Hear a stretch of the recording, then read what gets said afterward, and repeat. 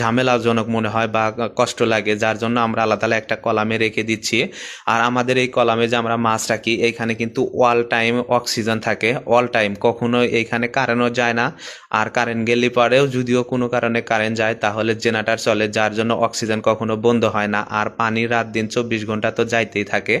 আমাদের এইখানে পানি যদি না যা হয় এই মাছ কোনোভাবেই টেকানো যাবে না, কারণ এক সাইড দা পানি ঢুকতেছে কলামের ভিতর, আর এক সাইড দা পানিটা বের হয়ে যেতেছে। এর জন্য পানিটা পরিষ্কার থাকে এবং সব সময় পানিটা সুন্দর এবং ভালো থাকে, এবং মাছের মল যেটা থাকে এটা এক সাইড দা পাইপ ফিট করা আছে ওইখান দিয়ে বের হয়ে যায়, যার জন্য আমাদের মাছগুলো এতটা সুন্দর আর এতটা তরতাজা এবং মোটা হয়ে থাকে। আর আমরা সব সময় একটু সুন্দর রাখার চেষ্টা করি, যেমন এই কলাম, এই রুমের ভিতরে কলাম বা মাছ চাষ করা আপনারা জানেন যে এতটা সহজ না যতটা সহজ আমরা মনে করব।